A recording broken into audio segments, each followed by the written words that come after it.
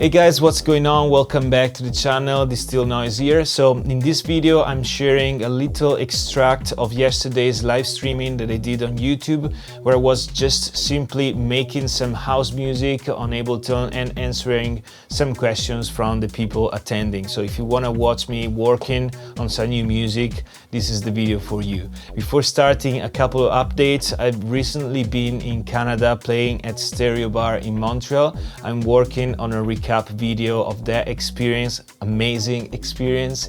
And second, tomorrow, Wednesday, the 19th of June, we have Mihai Paul as a guest on our monthly Zoom call on Patreon. He will show us something he's working on and answer the questions of the subscribers. So if you want to join the call, make sure you're part of the Patreon community. The link is in the description.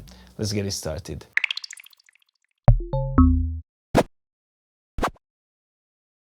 Well, it's been a long time since my last live streaming. I'd like to share a little bit. I'm working on a new project for Patreon. So this is what I'm working on at the moment.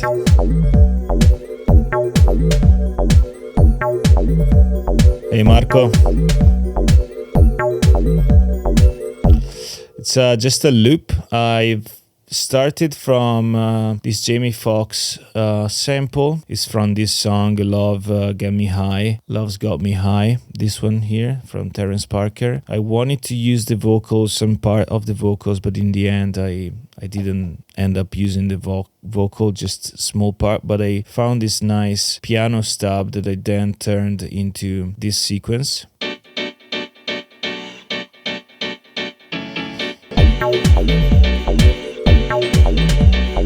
So this is clearly something that I'm not going to use for the whole track, but it gave me the spark to start doing everything else. The other thing from that sample that I used is this Jamie Foxx, a little piece of vocal, which is this. Very houses with the scream in the end. And this works very nicely. Because if I take away all the other sounds and just leave bass and drum, and if I add this on top, works very nicely. Then I have this other synth called, it's from made with Collision, the Ableton instrument. Just a little arpeggio.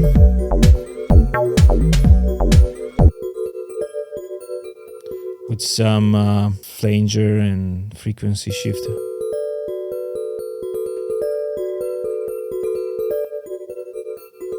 And there we go. So DJ Rav asked if I can use a different synth and bassline and make them sound together.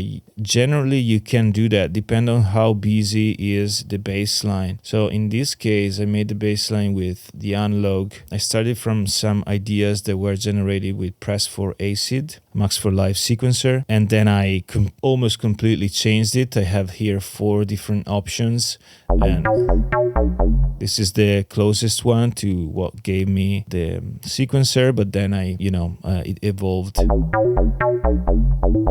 But yeah, but in the end I came to this.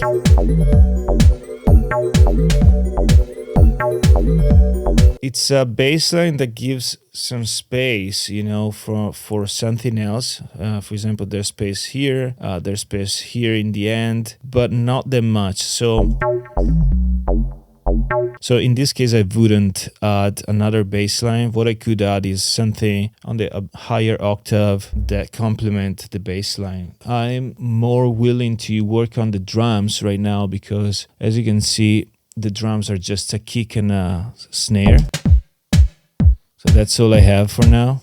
I came to the conclusion that 909 kicks are always the best option in most of the, not always, but in most of the cases are the best option because they come out of the mix, they are powerful, they work well. So I moved most of my tracks to 909-ish type of kicks. Oh, guys, my bad. I was transmitting with the Sonarworks calibrations. Yeah, this is the original EQing. sorry about that. I want to do some drums. So something that I like to create is some ambient vibes, and I like to do with the acoustic samples. If you look for acoustic drum libraries, you can just type free acoustic drums on Google, and there is a website with like 10 free packs. On Patreon I shared the link on the Discord. Free acoustic drums, this is it. These are legal. There you go. Yeah, we go with this. Let's create some.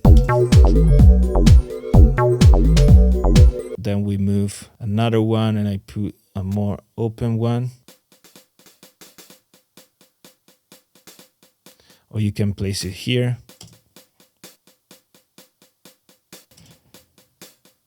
There we go. So let's take this away.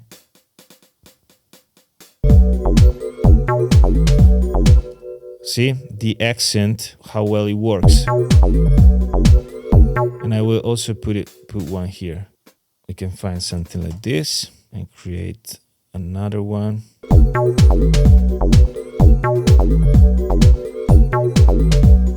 That's creating a sort of background vibes. I will put the same reverb I have on the snare. In this case, I placed a reverb specifically for the snare because I wanted to have more control on it, and I will do the same for the hi-hats. Generally, I simply use the send and returns tracks.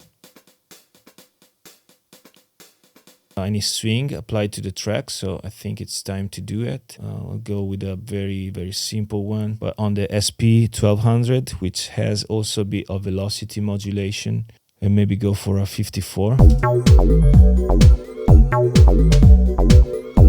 do the same on the bassline. No, on the bassline this is not good because the velocity modulation messed everything up. So I would go on another 54. So technically they might not be identical in terms of swing movement, but that's fine. Now let's create some more hats.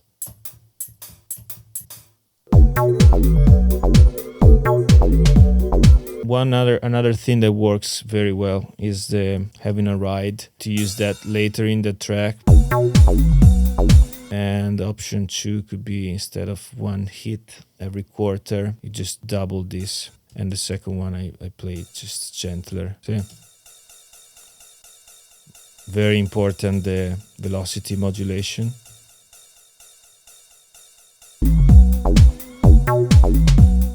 So I want a hat that is a bit more powerful. Let's go on a 909. So there we go with the foundation of the drums. From now on, it's all about adding more movement, some percussions. On the bass line, I did something a little bit unconventional, which is adding some reverb and delay to the bass line. Generally, this is not the go-to technique. I apply a filter to the reverb, so it's only on the higher frequencies. But it's much better with the reverb. When I want to work quickly, I really prefer to work with samples rather than synths.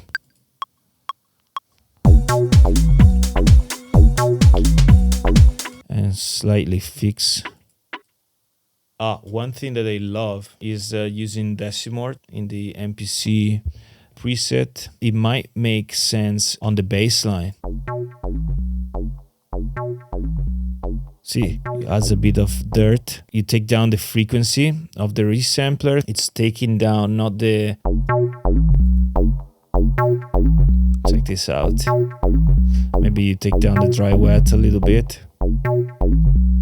I don't know if I'm gonna use Tantra. You know, Tantra is good, but when I want to be a bit on the more old school side of sounds, I think Tantra sounds a bit too modern in the way it creates these filter modulations. Hyder asked about the linear phase versus EQ. This is a topic that I faced so much in depth inside my Patreon, and it requires a lot of time to talk about it. In general, I would say if you have to do strong cuts on a kick, on low low frequency content, or if you are using an EQ on a group of sounds, or even more on the master of the sound, that would go linear phase. If you have to do other things like on single sounds, especially when you're not treating super important sounds of the tracks like the kick and the bass line, but just minor stuff, you can definitely use the stock EQ. I use the stock EQ for most of the things, because as you can see also here. Last thing that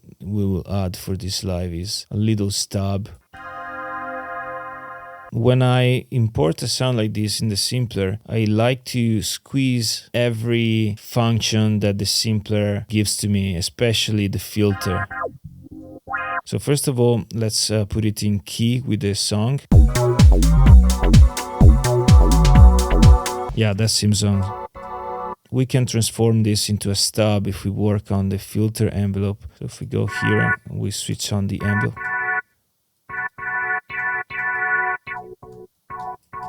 Yeah, we can use it to emphasize the attack, like on the downbeat, or let's see. I like a lot to place stuff more on the snare position rather than on the kick. Let's see if we take down one octave lower, so we can work a bit more on this, you know, on the power of the resonance. It doesn't have to be a super clear sound. We can do things like this. That works. The moment I move to the arrangement window is when I have a loop that works. So a loop that I would say, okay, if this is the central part of my track, this works. Then of course, when I move to the arrangement, there will be more things to add. I might realize I miss some other elements, but the main elements, I want them to be ready so that when I start the arrangement, I can have fun at doing it.